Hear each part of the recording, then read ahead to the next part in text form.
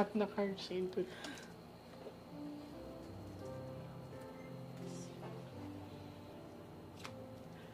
Lakasan mo loob mo, te, ha?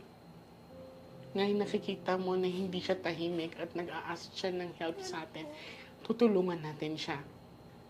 Yung po si Papa. Lalo na nung pinakita sa akin na may butas yung ulo ko. Nakaamoy ako ng pulbura. Na pinagbabaril ako.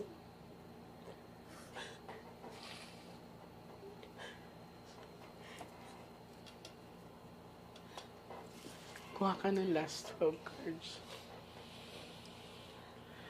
Kung gusto niyo malaman kung okay siya, hindi siya okay. Hindi siya tahimik.